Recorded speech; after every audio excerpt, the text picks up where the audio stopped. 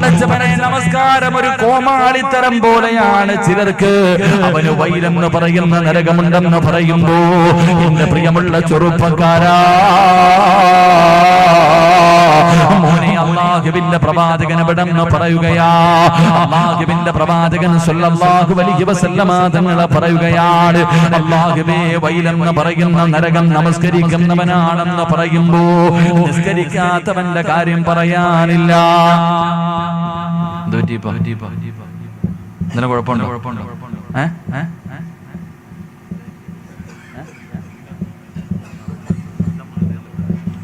ഒന്നുമില്ല.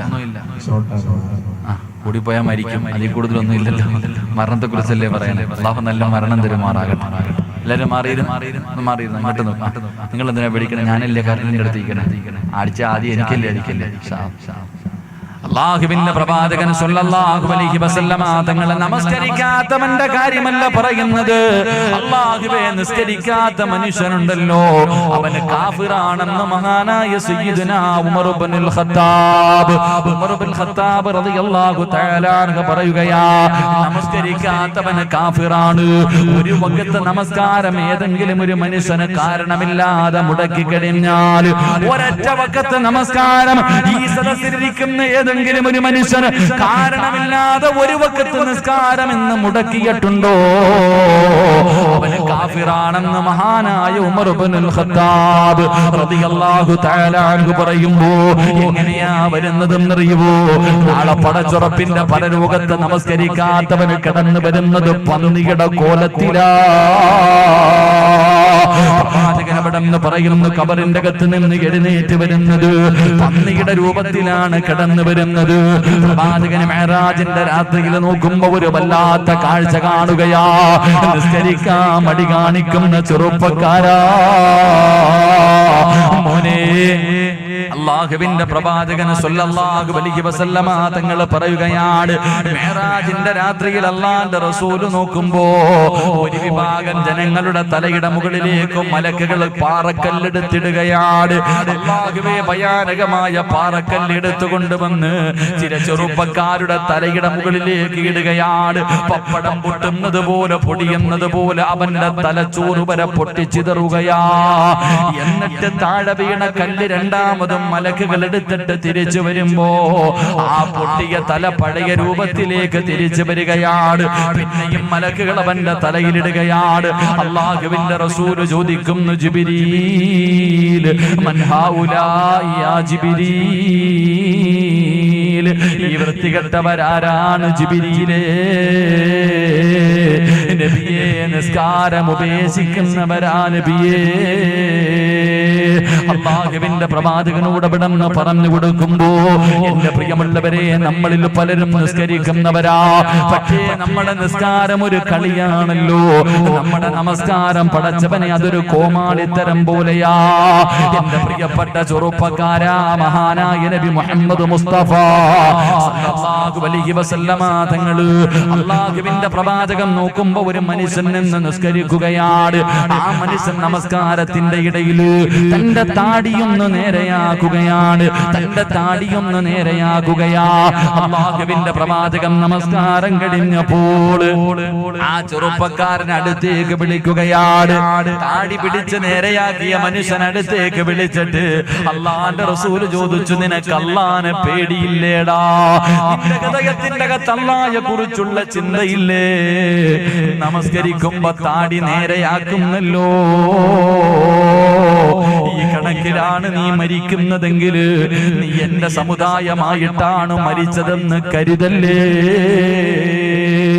എന്റെ പ്രിയമുള്ളവരെ, നമസ്കാരത്തിൽ താടി നേരെയാക്കിയ ഒരു മനുഷ്യനോട് അല്ലാഹുവിന്റെ പ്രവാചകൻ അവിടെ നിന്ന് ഓർമ്മപ്പെടുത്തുമ്പോ ഇന്ന് നമ്മുടെ നമസ്കാരം എങ്ങനെയെന്നറിയോ? പടച്ചവരെ, എന്റെ പ്രിയപ്പെട്ട സഹോദരങ്ങളോട് സഹോദരിമാരോട് പറയാനുള്ളത്, സ്വർഗത്തിൽ പോകണമെങ്കിൽ ഒരുപാട് നിസ്കാരം വേണമെന്നില്ല. ഒരു വഖത്ത് നിസ്കാരം മതി നിനക്ക് സ്വർഗം കിട്ടാൻ. ഒരേ ഒരു വഖത്ത് മതി നിനക്ക് സ്വർഗത്തിൽ പോകാൻ. അല്ലാഹു അല്ലാഹുവേ പ്രവാചകൻ അവിടെന്ന് പറയുന്ന ഒരു മനുഷ്യൻ നമസ്കരിക്കുന്നതിന് വേണ്ടി കൈകെട്ടുമ്പോ വലതുഭാഗത്തൊരു മലക്ക് കടന്നു വരികയാ, ഇടതുഭാഗത്ത് ശൈത്താനും കടന്നു വരികയാ.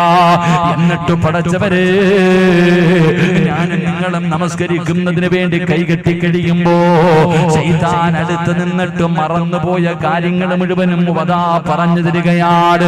നമസ്കരിക്കാൻ കൈകെട്ടി നിൽക്കുന്ന മനുഷ്യന്റെ ചാരത്ത് ശൈത്താൻ വന്ന് നിന്നിട്ട് പഴയ കാര്യങ്ങൾ മുഴുവനും പറഞ്ഞു തരികയാണ്, മറന്നുപോയ കാര്യങ്ങൾ ഓർമ്മപ്പെടുത്തുകയാണ്.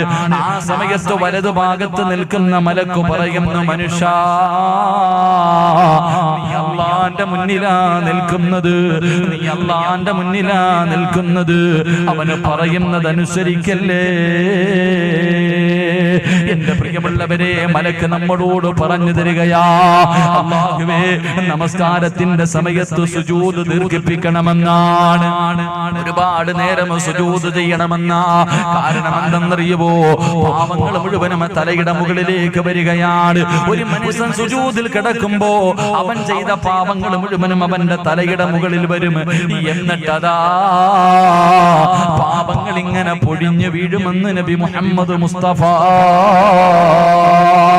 സല്ലല്ലാഹു അലൈഹി വസല്ലമ തങ്ങൾ പറയുകയാ, ഉണക്ക മരത്തിൽ നിന്ന് ഇലകൾ പൊഴിഞ്ഞു വീഴുന്നത് പോലെ ഒരു മനുഷ്യൻ നിസ്കരിക്കുന്ന സമയത്ത് സുജൂദിൽ കിടക്കുമ്പോ അവന്റെ തലയിൽ നിന്ന് ഇങ്ങനെ പാപങ്ങൾ പൊഴിഞ്ഞു വീഴുകയാ.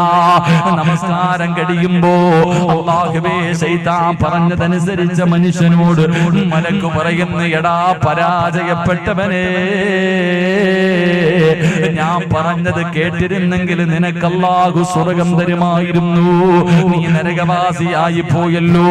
പടച്ചവനെ, അല്ലാഹുവിനെ ഭയന്നുകൊണ്ട് നിസ്കരിക്കുന്ന ഒരു മനുഷ്യന് 2 റക്അത്ത് നിസ്കരിച്ച് കഴിയുമ്പോൾ അവന്റെ ഉമ്മ പ്രസവിച്ചതുപോലെ മാറുകയാണ്. സർവ്വ പാപങ്ങളും അല്ലാഹു പുറത്തു കൊടുക്കുകയാ. മലക്കുകൾ പറയുന്നു, നീ എത്ര വലിയ ഭാഗ്യവാനാ, നീ സ്വർഗ്ഗത്തിന്റെ അവകാശിയാണല്ലോ, നിനക്ക് സ്വർഗ്ഗമുണ്ടല്ലോ, സ്വർഗ്ഗത്തിന്റെ കവാടത്തിന്റെ മുന്നിൽ നിന്റെ പേരെഴുതി വെക്കുമെന്ന് നബി മുഹമ്മദ് മുസ്തഫ സല്ലല്ലാഹു അലൈഹി വസല്ലമ തങ്ങൾ പറയുമ്പോ, ചെറുപ്പക്കാരാ, 2 റക്അത്ത് നിസ്കാരം മതി മോനെ, ഒരു വഖത്ത് നിസ്കാരം മതി, പടച്ച റബ്ബിന്റെ സ്വർഗ്ഗം നിനക്ക് കിട്ടാ. എങ്ങനെ നിസ്കരിക്കണമെന്നറിയോ? എങ്ങനെ നിസ്കരിക്കണമെന്നറിയോ? മഹാനായ ഉർവ റളിയല്ലാഹു തആല അൻഹു, അല്ലാഹുവിന്റെ പ്രവാചകന്റെ സ്വഹാബിയാണ് ഉർവ റളിയല്ലാഹു തആല അൻഹു. തന്റെ വിരൽ പഴുക്കുകയാണ്, തന്റെ കാലിന്റെ വിരലിൽ പഴുപ്പായി. വൈദ്യന്മാര് പറഞ്ഞ് വിരൽ മുറിച്ച് കളയണം, അല്ലെങ്കിൽ പഴുപ്പ് മുകളിലേക്ക് കയറും. ഉർവതങ്ങൾ പറഞ്ഞ് എനിക്ക് നിസ്കരിക്കണം, ഉർവതങ്ങൾ പറഞ്ഞ് എനിക്ക് നിസ്കരിക്കണം.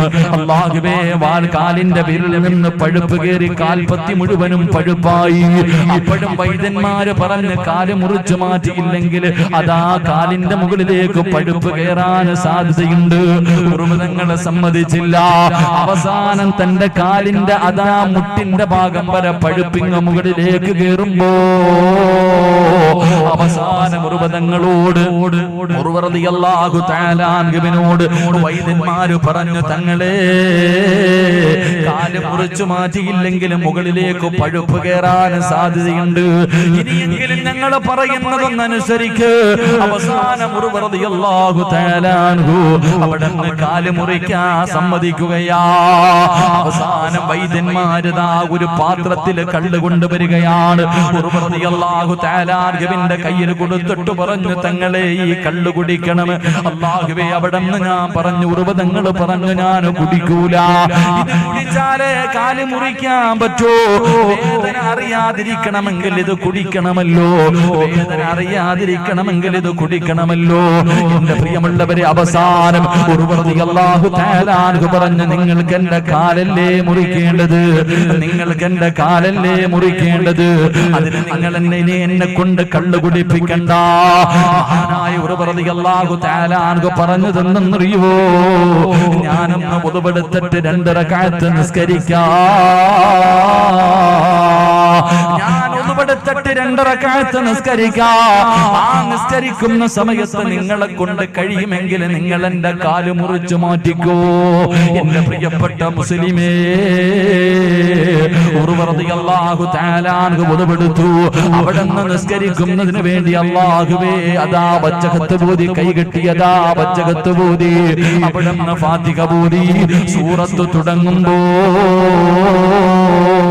വൈദ്യന്മാര് കാല് മുറിക്കുകയാ. ഒരു മരുന്നും കൊടുക്കാതെ, അല്ലാഹുവേ മയക്കാതെ, റളിയല്ലാഹു തആല അൻഹുവിന്റെ പച്ചയായ ഒരു മനുഷ്യന്റെ കാല് മുറിക്കുകയാണ്. അല്ലാഹുവേ ഉറുവതങ്ങൾ അറിഞ്ഞില്ല. ഞാനും നിങ്ങളും ഒരു കൊതുവ് കടിച്ചാ തിരിച്ചറിയുമല്ലോ. അല്ലാഹുവേ റളിയല്ലാഹു തആല അൻഹുവിന്റെ ഒരു കാലപരങ്ങ് വെട്ടിമുറിച്ചു. പടച്ചവനെ തങ്ങൾ അറിഞ്ഞില്ല. കാലിലൂടെ രക്തം ഇങ്ങനെ ഒലിക്കുകയാണ്. ബ്ലഡ് നിൽക്കാതെ ഇങ്ങനെ ഒലിക്കുമ്പോ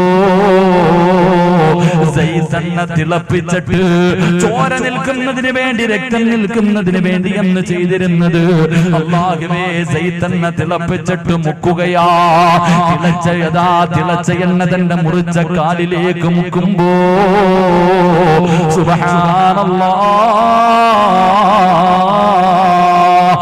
റളിയല്ലാഹു തആല അൻഹു പിടഞ്ഞങ്ങ് വീഴുകയാ. അവിടുത്തെ ബോധമങ്ങ് നഷ്ടപ്പെട്ടു പോയി. പടച്ചവരെ, വൈദ്യന്മാര് മുഴുവനും ഇങ്ങനെ അതാ അവിടുന്ന് ബോധം തിരിച്ചു വരുന്ന സമയത്ത് കാല് മുറിച്ചു മാറ്റി എന്ന് പറയാൻ വേണ്ടി എല്ലാവരും നിൽക്കുമ്പോ അല്ലാഹു ആ മനുഷ്യന് കൊടുത്ത മറ്റൊരു പരീക്ഷണം എന്തെന്നറിയോ? അല്ലാഹുവേ, തന്റെ മക്കളിൽ അവസാനത്തെ ചെറിയ മകനുണ്ടല്ലോ, ഒട്ടകം ചവിട്ടികെട്ട് മരിക്കുകയാ. അല്ലാഹുവേ, ഒട്ടകത്തിന്റെ ചവിട്ട് കൊണ്ട് തന്റെ ചെറിയ മകനങ്ങ് മരണപ്പെട്ടു. ഉറുവതങ്ങളെ ബോധം കെട്ട് കിടക്കുകയാണ്. ബോധം തിരിച്ചു വരുമ്പോ ആദ്യം എന്താണ് പറയേണ്ടത്? നിങ്ങളുടെ ചെറിയ മകനതാ മരിച്ചെന്ന് പറയണോ? കാല് മുറിച്ചു മാറ്റിയ കാര്യം പറയണോ? വൈദ്യന്മാര് എല്ലാവരും ഇങ്ങനെ വല്ലാത്ത പ്രയാസത്തിലാണ്. റളിയല്ലാഹു തആല അൻഹു തനിക്ക് ബോധം തിരിച്ചു വന്നപ്പോ വൈദ്യന്മാര് പറഞ്ഞു, തങ്ങളെ നിങ്ങളുടെ കാല് മുറിച്ചു മാറ്റി തങ്ങളെ. അവിടുന്ന് പറഞ്ഞു, ഇന്നാ ലില്ലാഹി വ ഇന്നാ ഇലൈഹി റാജിഊൻ. അൽഹംദുലില്ലാഹ്.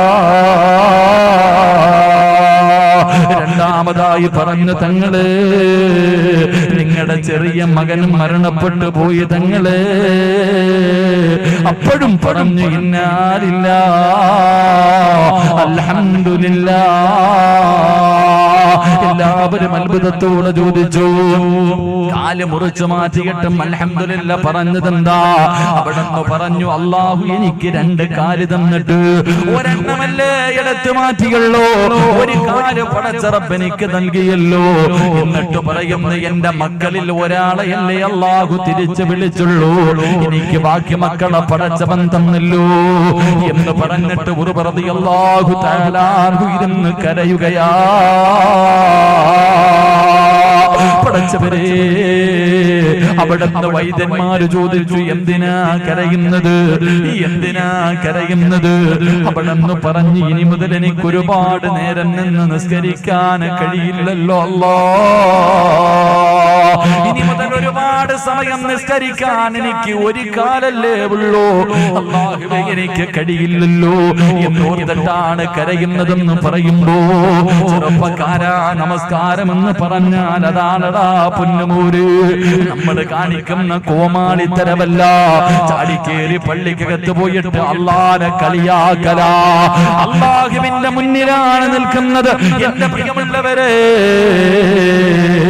എന്റെ പ്രിയപ്പെട്ട ചെറുപ്പക്കാരാ, അതുകൊണ്ട് ജീവിതത്തിൽ ഒരിക്കലെങ്കിലും ഇതുപോലെ നിസ്കരിക്കണം. ഒരു ജീവിതത്തിൽ ഒരിക്കലെങ്കിലും നീ ഇതുപോലെ നിസ്കരിച്ചാ നീ സ്വർഗത്തിന്റെ അവകാശിയാണെന്ന് നബി മുഹമ്മദ് മുസ്തഫ. സ്വല്ലല്ലാഹു അലൈഹി വസല്ലമ തങ്ങൾ പറയുമ്പോ എങ്ങനെ നിസ്കരിക്കണമെന്നറിയോ, എങ്ങനെ നിസ്കരിക്കണമെന്നറിയോ? എന്റെ പ്രിയമുള്ളവരെ, എന്ന് നമ്മളെ നമസ്കരിക്കുന്നത് കാണുമ്പോ ശൈത്താൻ പോലും നമ്മുടെ നമസ്കാരം കണ്ടിട്ട് ചിരിക്കുകയാ. പടച്ചവനെ, എങ്കിലും ചില ആൾക്കാര് നിസ്കരിക്കുന്നത് കാണുമ്പോ ശൈത്താൻ കരയുമെന്നാ. എന്റെ പ്രിയപ്പെട്ടവരെ, ജീവിതത്തിൽ ഒരിക്കലെങ്കിലും നല്ലതുപോലെ നിസ്കരിക്കാൻ കഴിയണമെങ്കിൽ ഒന്നാമതായി ചെയ്യേണ്ടത് എന്തെന്നറിയോ? ഒരു മഹാൻ ഒതുവെടുക്കുന്ന സമയത്ത് കരയുകയോ.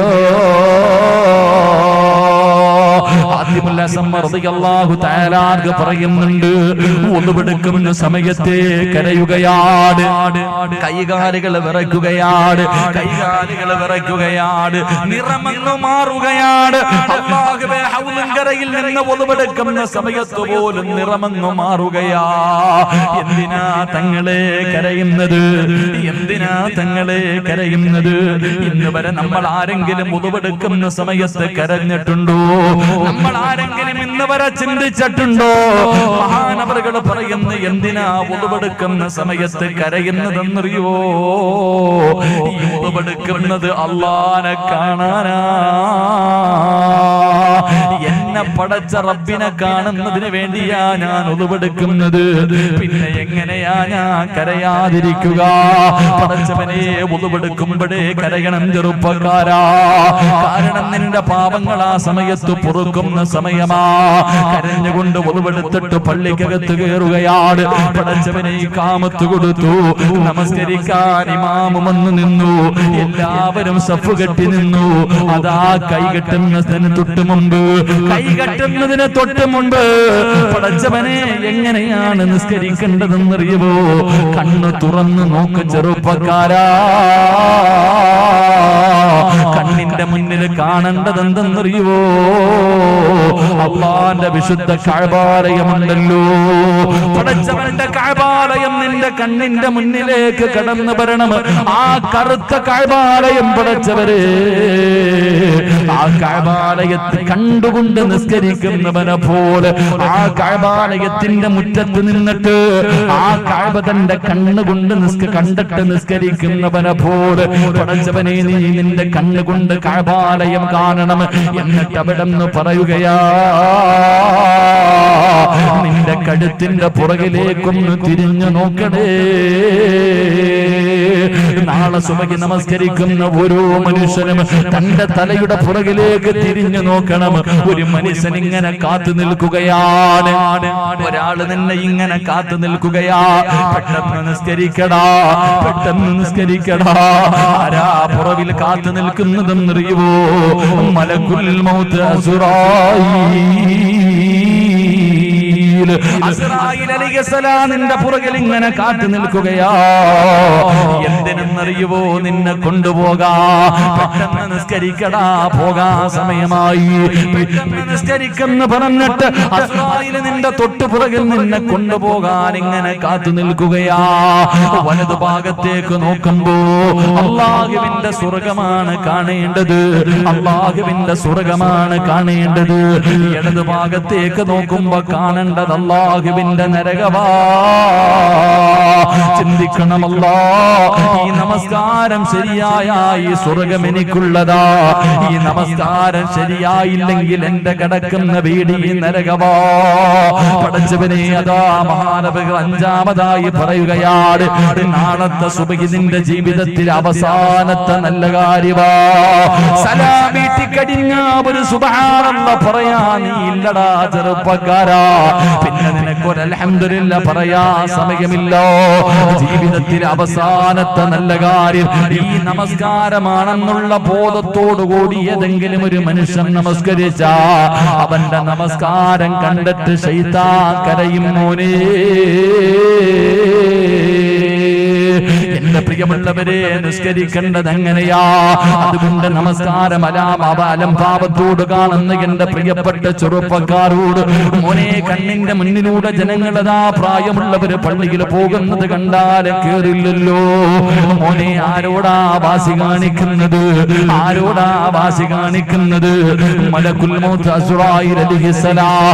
അല്ലാഹുവിന്റെ പ്രവാചകൻ പറയുകയാണ്, ഒരിക്കൽ ഒരു മനുഷ്യൻ മരണത്തോട് മല്ലടിച്ചുകൊണ്ട് കിടക്കുമ്പോ അല്ലാഹുവിന്റെ റസൂല് തലയുടെ ഭാഗത്ത് നിൽക്കുകയാണ്. അല്ലാഹുവിന്റെ റസൂല് ആ ചെറുപ്പക്കാരന്റെ തലയുടെ ഭാഗത്ത് നിൽക്കുമ്പോ അതാ മലക്കുൽ മൗത്ത് ഇറങ്ങി വരികയാണ്. പടച്ചവരേ, മലക്കുൽ മൗത്തിനെ കാണുമ്പോ റസൂലുള്ളാഹി തളർന്നു വീഴുകയാ, കൈകാലുകൾ വിറയ്ക്കുകയാണ്. പടച്ചവരെ, ഈ ഭയാനകമായ രൂപം കണ്ടിട്ട് അല്ലാഹുവിന്റെ റസൂൽ ചോദിക്കുന്നു, എന്ത് രൂപമാണ് ഇസ്രായീൽ? വല്ലാത്ത ദുർഗന്ധമടിക്കുന്നല്ലോ, നിന്നെ കണ്ടിട്ട് പേടി തോന്നുന്നു ഇസ്രായീലേ. ഈ കിടക്കുന്നത് കാഫിറല്ല, മുസ്ലിമാ. ഈ ചെറുപ്പക്കാരൻ മുസ്ലിമാണല്ലോ, എന്തിനാ നീ ഈ രൂപത്തിൽ ഇറങ്ങി വന്നത്? നിനക്കൊന്ന് നല്ലതുപോലെ വന്നുകൂടെ? അല്ലാഹുവിന്റെ റസൂലിനോട് പറയുന്നു, നബിയേ, ഇവന്റെ അടുക്കൽ നിൽക്കല്ലേ നബിയേ, ഈ വൃത്തികെട്ടവന്റെ അടുക്കൽ നിൽക്കല്ലേ, ഇറങ്ങിപ്പോ നബിയേ, ഇറങ്ങിപ്പോ നബിയേ. ഇവനോട് ഞാൻ കരുണ കാണിക്കില്ല, ഇവനോടൊരു പരിഗണനയുമില്ല. എന്റെ പ്രിയമുള്ളവര്, മലക്കുൽ മൗത്ത് പോലും അവിടെ നിന്ന് പറയുമെന്ന് പ്രവാചകൻ പറയുമ്പോ, എന്റെ പ്രിയപ്പെട്ട ചെറുപ്പക്കാരാ, മോനെ നന്നാകടാ പൊന്നുമോന്. എന്റെ സംഘാരകൾ ഉൾപ്പെടെ എല്ലാവരോടും പറയുകയാ, 5 വഖത്ത് നമസ്കാരത്തിന്റെ വിഷയത്തിൽ അലംഭാവം കാണിക്കല്ലേ. അവസാനത്തെ വഖത്ത് നിസ്കരിച്ചിട്ടേ മരിക്കാവൂ, അവസാനത്തെ വഖത്ത് നിസ്കരിച്ചിട്ടേ മരിക്കാവൂ. പടച്ചവനെ, ഇന്ന് വാതിന് വരുമ്പോ എന്റെ മനസ്സിന്റെ ഉള്ളിൽ വല്ലാത്ത വേദനയാ. കാരണം എവിടെന്നാ വരുന്നതെന്നറിയോ? ഇന്ന് വാതിന് വരുന്നതിന് മുമ്പ് പടച്ചവനെ, എന്റെ പ്രിയ സുഹൃത്ത് റഫീഖ, പടച്ചവനെ, അവരുടെ നാട്ടിൽ 2 ദിവസം മുമ്പ് ഒരു കുടുംബത്തിലെ 3 മക്കൾ ഒരുമിച്ചങ്ങ് മരണപ്പെട്ടു പോയല്ലോ. 2 മക്കളും ഒരു പെൺകുട്ടിയും, ആകെയുണ്ടായിരുന്ന 3 മക്കളും പടച്ചവനെ വെള്ളത്തിന്റെ അകത്ത് മുങ്ങി മരിച്ചു പോയല്ലോ. അല്ലാഹുവേ, ആ മരിച്ച വീട് കണ്ടിട്ടാ വരുന്നത്, ആ മരിച്ച വീട്ടിൽ കയറി ദുആ ചെയ്തിട്ടാ വരുന്നത്. പടച്ചവനെ, എന്ത് പറഞ്ഞ് സമാധാനിപ്പിക്കണമെന്നറിയില്ല. അല്ലാഹുവേ, ആ പ്രിയപ്പെട്ട മക്കളുടെ വാപ്പ ഇങ്ങനെ ഇരുന്ന് കരയുന്ന ഉസ്താദേ, ഞാൻ പറഞ്ഞു, നിങ്ങളുടെ മക്കൾക്ക് അല്ലാഹു ഷഹീദിന്റെ കൂലി കൊടുത്തല്ലോ. വെള്ളത്തിൽ മുങ്ങി മരിക്കുന്നവർക്ക് ഷഹീദിന്റെ കൂലിയുണ്ടെന്നാ. 3 ശുഹദാക്കളുടെ വാപ്പയല്ലേ, 3 ശുഹദാക്കളുടെ വാപ്പയല്ലേ നിങ്ങള്? 3 ശുഹദാക്കളെ വളർത്താൻ അല്ലാഹു നിങ്ങൾക്ക് ഭാഗ്യം നൽകിയല്ലോ. നിങ്ങൾ സ്വർഗത്തിന്റെ അവകാശിയാണല്ലോ. എന്തിനാ നിങ്ങൾ കരയുന്നതെന്ന് ചോദിക്കുമ്പോ, ഉസ്താദേ, മരിക്കുന്നത് വരെ ജീവിക്കണമല്ലോ, മരിക്കുന്ന കാലം വരെ ഇങ്ങനെ ജീവിക്കണമല്ലോ. 3 മക്കളുടെ മയ്യത്ത് ഒറ്റ ദിവസം കണ്ട വാപ്പയാ. അല്ലാഹുവേ, പടച്ചവരേ, ആ കുടുംബത്തിന് ക്ഷമ കൊടുക്കണേ അല്ലാ. മോനെ, ഇത്രയേ ഉള്ളടാ ജീവിതത്തിന്റെ വില. ഒരു കൊതുകിന്റെ ചിറകിന്റെ വില പോലുമില്ല പൊന്നുമോനെ. നിന്റെ ജീവിതത്തിൽ എപ്പോഴെവിടെ വെച്ചാണ് മരണം വരുന്നതെന്നറിയില്ല, ഏത് രൂപത്തിലാണ് വരുന്നതെന്നറിയില്ലോ. എന്റെ പ്രിയമുള്ളവരെ, എപ്പോ എവിടെ വെച്ച് വന്നാലും അവസാനത്തെ വഖത്തും നിസ്കരിച്ചിട്ട് മരിക്കണം ചെറുപ്പക്കാരാ. എന്റെ പ്രിയപ്പെട്ട ഉപ്പമാരോട് പടച്ചവനെ, ഞാനൊരു മനുഷ്യനെ പറഞ്ഞു തരാ. നിങ്ങൾക്കൊക്കെ നല്ല പരിചയമുള്ള ഒരു മനുഷ്യനെ ഞാൻ പറഞ്ഞു തരാ. പടച്ചവനെ, വീടിന്റെ മുൻഭാഗം മുഴുവനും വൃത്തിയാക്കുകയാണ്. പടച്ചവനെ, പതിവില്ലാതെ വീടിന്റെ മുൻഭാഗം മുഴുവനും വൃത്തിയാക്കുന്നു. മക്കള് ചോദിച്ചു, എന്തിനാ വാപ്പാ വീടിന്റെ മുൻഭാഗം മുഴുവനും വൃത്തിയാക്കുന്നത്? അല്ലാ, വാപ്പ മക്കളോട് പറഞ്ഞു, നിങ്ങൾക്കത് പിന്നെ മനസ്സിലാ. മനസ്സിലാകും, അത് നിങ്ങൾക്ക് പിന്നെ മനസ്സിലാകും. കല്യാണ വീടിന്റെ കല്യാണം വരുമ്പോ വീട് വൃത്തിയാക്കുന്നത് പോലെ വീടിന്റെ പരിസരം മുഴുവനും വൃത്തിയാക്കുകയാ. അവസാനം അവിടെ നിന്ന് പറഞ്ഞു നിങ്ങൾക്കത് പിന്നെ മനസ്സിലാകും. അല്ലാഹുവേ, അന്ന് വൈകുന്നേര സമയമെത്തിയപ്പോ ഭാര്യയോട് ഭാര്യ വിളിച്ചിട്ട് പറഞ്ഞു, പെണ്ണെ എന്നെ നീ ഒന്ന് കുളിപ്പിക്കുവോ, എന്നെ നീ ഒന്ന് കുളിപ്പിക്കുവോ. അവസാനം ഭാര്യ കുളിപ്പിക്കുകയാണ്. കുളിപ്പിക്കുന്ന സമയത്ത് പറഞ്ഞു, ഇനി ഒരിക്കലും നിനക്കെന്നെ കുളിപ്പിക്കാൻ കഴിയില്ല. അല്ലാഹുവേ, അവിടെ നിന്ന് കുളിച്ചു. ഭാര്യ ഭർത്താവിനെ കുളിപ്പിച്ചു. അത് കഴിഞ്ഞിട്ട് പറഞ്ഞു, ഒതുവെടുത്തിട്ട് നമുക്ക് നിസ്കരിക്കാം. ഭാര്യയും ഭർത്താവും കൂടെ നിസ്കരിച്ചു. നിസ്കാരം കഴിഞ്ഞിട്ടല്ല ഭർത്താവ് ഭാര്യയോട് പറഞ്ഞു, പെണ്ണേ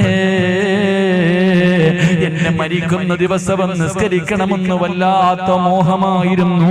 അല്ലാഹു എനിക്കതിനുള്ള ഭാഗ്യം തന്നില്ലോ എന്ന് യാത്രയും പറഞ്ഞിട്ട് കിടന്നതാ.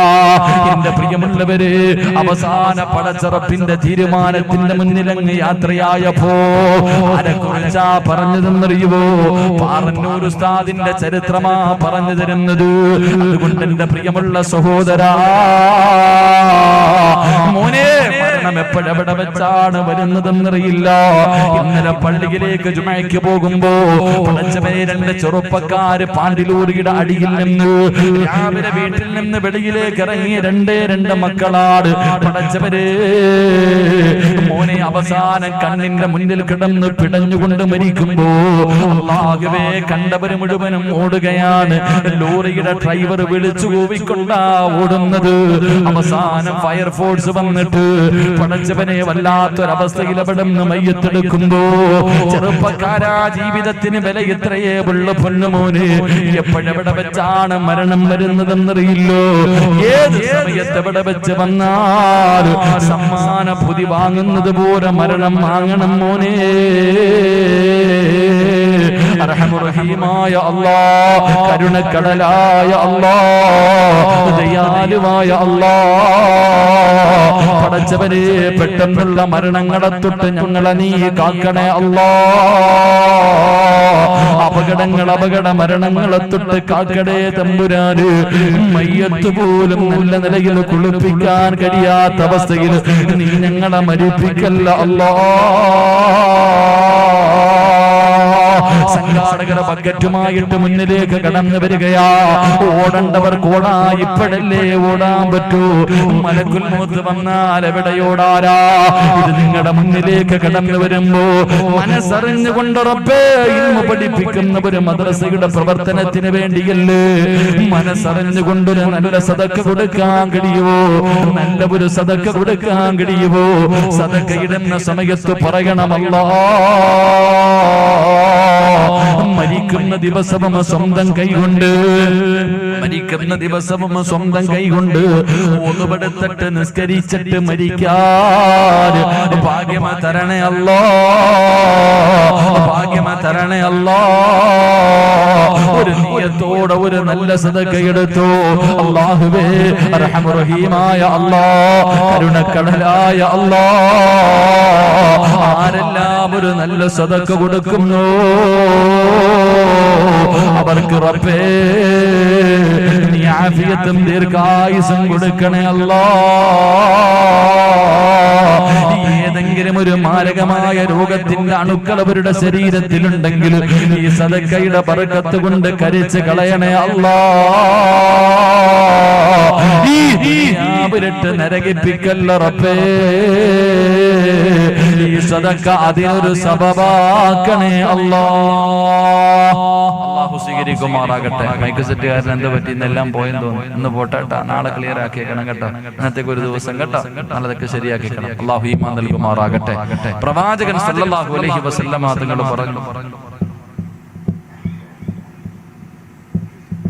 മരണസമയത്ത് ലാ ഇലാഹ ഇല്ലല്ലാഹ് പറയാൻ കഴിയാത്ത ഒന്നാമത്തെ വിഭാഗം നിസ്കരിക്കാത്തവരല്ല, നിസ്കാരത്തിൽ അലംഭാവം കാണിക്കുന്നവരാണെന്ന് നബി മുഹമ്മദ് മുസ്തഫ. നബി മുഹമ്മദ് മുസ്തഫ ഒരു 3 സ്വലാത്ത്. സല്ലല്ലാഹു അലാ മുഹമ്മദ്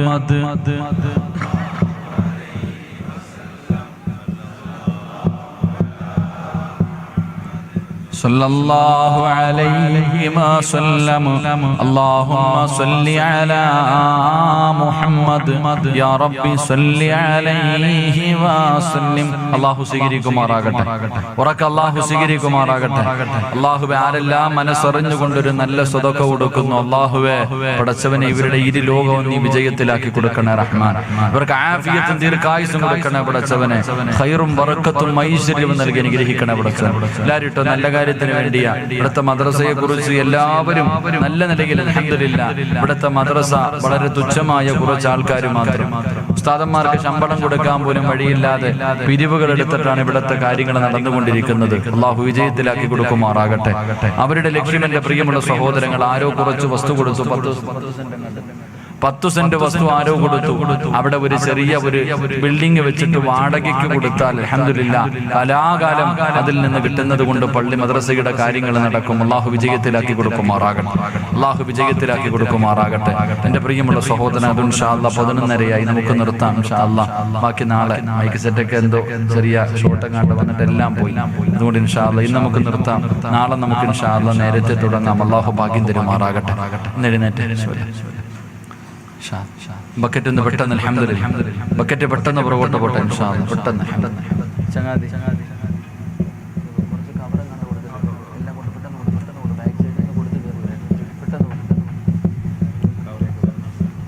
അൽഹംദുലില്ലാഹ്. അല്ലാഹു കബൂലാക്കുമാറാകട്ടെ. അല്ലാഹു സ്വീകരിക്കുമാറാകട്ടെ. ഇങ്ങോട്ട് വാ, ഇങ്ങോട്ട് കയറി വാ ഇൻഷാ അല്ലാഹ്. ദുആ ചെയ്യ്.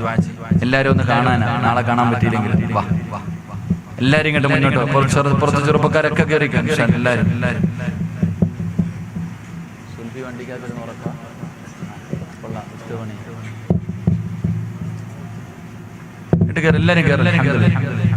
പെട്ടെന്ന് സമയമായി നിൽക്കണേ ചങ്ങായിമാരൊക്കെ.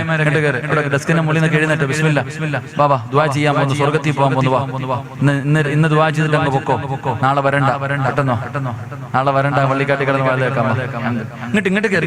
ആ വണ്ടിയുടെ സൈഡിൽ ഇരിക്കണവരൊക്കെ ഇങ്ങോട്ട് വാ. സ്വർഗത്തിൽ കയറി അല്ലെങ്കിൽ പോ. പെട്ടെന്ന് വാ. അൽഹംദുലില്ലാഹ്. സ്വലാത്ത് പറ. സ്വല്ലല്ലാഹു അലാ മുഹമ്മദ് സല്ലല്ലാഹു അലാ മുഹമ്മദ് സല്ലല്ലാഹു അലൈഹി വസല്ലം. അല്ലാഹുമ്മ സ്വല്ലി അലാ മുഹമ്മദ് യാ റബ്ബി സ്വല്ലി അലൈഹി വസല്ലം.